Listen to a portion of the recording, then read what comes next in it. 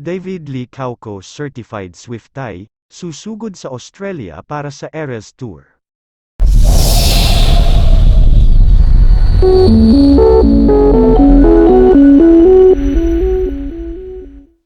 Certified Swiftie ang kapuso hunk actor na si David Lee Cauco at talagang maglalaan siya ng panahon para sa major concert ni Taylor Swift. Lilipad patungong Australia anytime this week si David para mag-watch Eras Tour ng award-winning country pop superstar. Kwento ng ka-love team ni Barbie Forteza, super excited na siyang mapanood ang concert ni Taylor dahil matagal na niyang pinagplanuhan niya ito. Kwento ng binata, dapat daw ay manonood siya ng Eras Tour sa Singapore last March pero naubusan na raw siya ng ticket.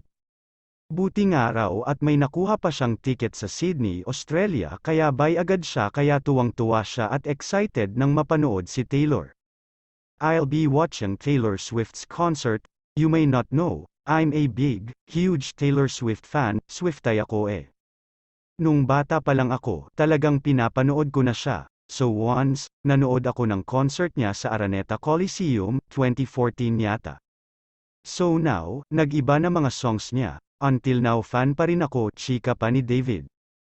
Initially, dapat sa Singapore, pero naubusan ng tickets, so when we found out na meron nga sa Australia, talagang binili namin, dagdag pa niya.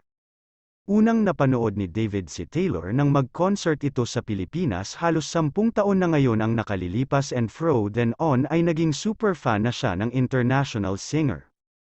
In fact, nasa workout playlist pa niya ang mga hit songs ni Taylor.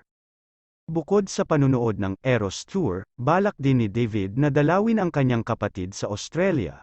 Nagpaalam daw muna siya sa taping ng bago niyang serye sa GMA na Pulang Araw. I actually visit Australia frequently because of my sister, she lives there, she has her family na sa Australia, so yeah probably once a year I visit Australia, ani David sa naturang interview.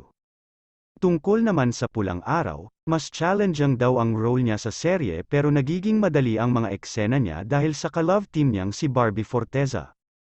Siya yung sumalubong sa akin, nung unang pagpasok ko sa set, nakita ko agad siya, so it's been a while since I saw her and medyo of course kahit papaano na miss ko rin naman siya, like parating sinasabi, pagkatrabaho si Barbie, you know yung assurance na magiging okay lahat, aniya pa. Humataw ang Barga Love Team sa huli nilang limited series sa GMA na, Maging Sino Ka Man, last year.